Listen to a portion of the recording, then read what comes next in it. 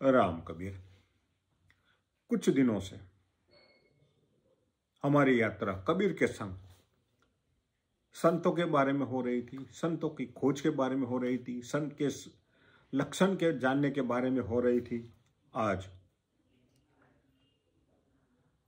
संत संगत के बारे में कबीर ने जो संत का अंग नामक एक बहुत बड़ा अंग लिखा था, साक्ष्य लिखी थी, उनकी अंतिम कड़ी का दर्शन करते हैं हम।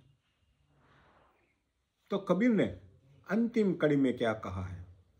तो कबीर कहते हैं कि राम मिलन कारणे, राम मिलन के कारणे जन खरा उदास, संत संगति में सोधी लिए, संत संगति में सोधी लिए राम उनके पास।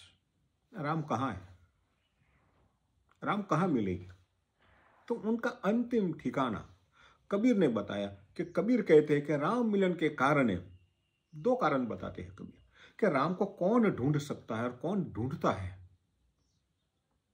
तो राम को पाने की जो तमन्ना रखते, इच्छा रखते कौन है? तो कहते हैं जन खरा उदास। इस सारे ब्रह्मांड में, इस विश्व में ऐसे कुछ जन है जो राम मिलन के कारण उदास है। ये संसार में रहते हैं, संसार के कार्य करते हैं, मगर फिर भी उनका लगाव संसार में तो है, वो निभाते, अपनी फर्ज तो निभाते हैं, मगर संसार से उदास रहते हैं। जैसे जल कमलवत, संस्कृत में कहा होता है जल कमलवत। कमल जल में ही पैदा होता है, कमल का उद्भव जल में ही होता है। और जल का एक गुण धर्म है कि जल के भीतर कुछ भी आता है तो वो सड़ जाता है, वो बिगड़ता है। कमल का पूरा जन्म पानी में होता है, जल में होता है, तालाब में होता है। फिर भी कमल इतना चालाक है कि जल का स्पर्श तक अपने शरीर के आसपास होने नहीं देता है। इसीलिए उनमें जो विकृति आती है वो नहीं आती है। अन्यथा जल के स्पर्श से आकर बहुत कुछ सड़ जाता है, सड़ने की शुरुआत होती है। कमल नहीं सड़ता है, ना उनका शरीर को कुछ हानि होती है, ना उनके पुष्प को हानि होती है, वो ऐसा का वैसा रह जाता। क्यों रहता? तो कि जल कमलवत, जल के भीतर भी रहकर भी जल से अलिप्त रहता है। ऐसा ही जो संत जन और जो राम के मिलन के लिए जो तत्पर है, ये दोनों संसार में रहते हैं, संसार के कार्य करते हैं, मगर जल कमलवत है, वो संसार से उदास रहते हैं। उनका ध्यान सदैव उस राम की तरफ है, राम को ढूंढने की तरफ है। राम कहाँ पर है? इधर है, इधर है, कहाँ पर है? तो खरा जन उदास, कबीर कहते हैं जन खरा उदास, संत संगति में सोधी लिए, और संत संगत में और राम मिलेंगे वो तो सब जानते हैं। पर जब तक संत भी ना मिलेंगे तब राम का ठिकाना भी नहीं मिलेगा। राम का ठिकाना तो संत जन ही बता पाएगा। तो कबीर ने यहां पर पूरा पता बता दिया है कि राम उनके पास, राम उनके पास ही है, न साधुओं के पास है, न संतों के सिवा किसी के पास नहीं है। तो संत जन इस संसार में है, उनको ढूंढिए, उनको खोजिए, और उनके मिलन के कारण ये जो कुछ लोग हैं जो राम को पाने की तमन्ना रखते हैं, मैंने पहले भी बताया था कि राम को पाने के लिए कृष्णदास दवे जो ब्राह्मण था, उन्होंने जीवन जी महाराज को ढूंढ लिया, खोज लिया। नारायणदास खत्री ने ढूंढ लिया, चंदेरिया से गोपाल दास ने ढूंढ लिया, हरिदास नड़ियादा ने ढूंढ लिया, गोविंदास ने ढूंढ लिया। तो बहुत सारे लोग जो राम मिलन के कारण उदास है, यानी कि संसार में रहकर भी उनका मन सांसारिक कार्यों में नहीं लगता है। वो होम हवन क्रिया कर्मकांड जब तब तीर्थ इसमें नहीं पड़ते, इस झंझट में नहीं पड़ते। वो अपना अर्थ उपार्जन करते हैं, वो अपना सांसारिक कार्य करते हैं, मगर ऐसे बाह्याचार में बाह्य विधियों में फंसते नहीं है। और फंसते नहीं, चाहते नहीं, इसीलिए उदास है। राम का नाम तो जानते हैं मगर राम का पता नहीं पता है ना, उनके बारे में वो नहीं जानते, कहाँ मिलेंगे कैसे मिलेंगे। तो राम तो सब कुछ सब कोई जानते थे। वाल्मीकि ऋषि भी जानते थे और वालिया लुटारो लुटेरा था, वालिया लुटारा। तो लुटेरा भी जानता था मगर लुटेरा था। तब तक केवल राम का नाम जानते थे और लूटपाट बंद करके साधना में बैठ गया, खोजने बैठ गया। तब वो ऋषि हो गए, वाल्मीकि हो गए। तो वालिया से वाल्मीकि की जो यात्रा है वो हमें देखनी चाहिए, वो समझनी चाहिए। तो जीवन जी महाराज ने, कबीर ने, बहुत सारे ऐसे संतों ने ये यात्रा की है। नरसिंह मेहता ने की है, मीराबाई ने की है,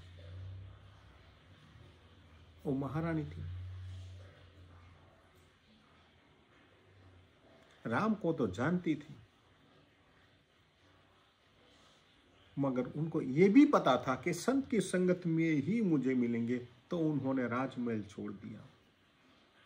ज्ञानी जी जैसलमेर के राजकुमार थे, उनको भी पता था कि मुझे तो राम को ढूंढना है।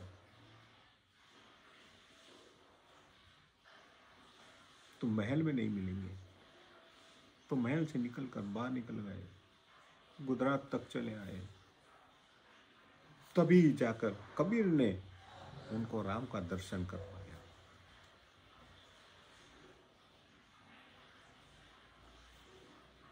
तो ये कबीर समझाते हैं कि हमें राम मिलन के कारण क्या करना चाहिए, कौन राम को पा सकेगा। तो संत संगति में शोधी लिए राम उनके पास, सही राम। राम का नाम तो सब पूरी दुनिया जानती है। इस दुनिया में राम के नाम पर 25,000 से ज्यादा रामायणें लिखी गई हैं। और ये 25,000 रामायणें लिखी गई है, सब में राम है, राम की ही रामायण है। और कहा जाता है कि 25,000 रामायण एक इंसान अपने जीवन भर कभी नहीं पढ़ पाएगा। शब्द सब जो पढ़ना तो असंभव कार्य है, मगर इतनी सारी रामायण, फिर भी राम का अभाव है। क्यों है? लोग राम को नहीं पा सकते। क्यों नहीं पा सकते हैं? तो क्या रामायण पढ़ने से राम नहीं मिलेंगे, किताब पढ़ने से नहीं मिलेंगे, संत की संगति में जाना पड़ेगा। और संत की संगति में जाकर ही राम को पाना पड़ेगा। एक लुटेरे को मुनि से मुलाकात हो गई, एक लुटेरा था, नारद से मुलाकात हो गई और नारद ने उनको राम का रास्ता दिखाया, तब यो वाल्मीकि बन गया। कृष्णदास दवे एक ब्राह्मण था, कर्मकांडी था, जीवन जी से मुलाकात हो गई, रास्ता दिखा दिया और वो अनीन वैष्णव बन गए। तो ये जो यात्रा है वो भी हमें करनी पड़ेगी, यात्रा तय करनी पड़ेगी। और यात्रा तय करने के लिए हमें सदैव तत्पर रहना चाहिए, खोजना चाहिए। इस यात्रा का रास्ता जो है वो हमें जाना पड़ेगा, हमें चलना पड़ेगा। कोई सामने से आकर नहीं बताएगा, ये बहुत मुश्किल काम कि कोई आएगा और मुझे उठाकर ले जाएगा। हमें राम को पाना है, हमारी तमन्ना है, तो खुद हमें उठकर चलना पड़ेगा, खोजना पड़ेगा, ढूंढना पड़ेगा।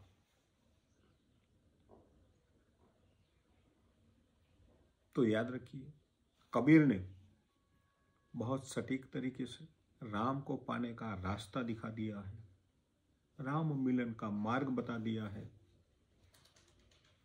तो संतों की संगत में जाना पड़ेगा और संत को ढूंढना पड़ेगा।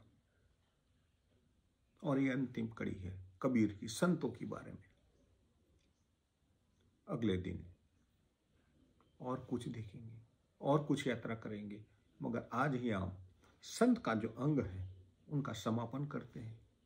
तो आते रहिए और संतों की संगत कहाँ मिलेगी, कैसे मिलेगी, बस उनके बारे में चिंतन करते रहिए और उनको ढूंढते रहिए। न जाने किस वेश में मिल जाए, पता नहीं चलेगा, मगर मिलेगा। यदि आपका ध्येय सच्चा है, आपका संकल्प सच्चा है, तो मिल जाएगा। तो आते रहिए, कबीर के साथ यात्रा करते रहेंगे। हम जहाँ तक पहुँचना है वहाँ तक यात्रा करते रहेंगे। अस्तु राम कबीर।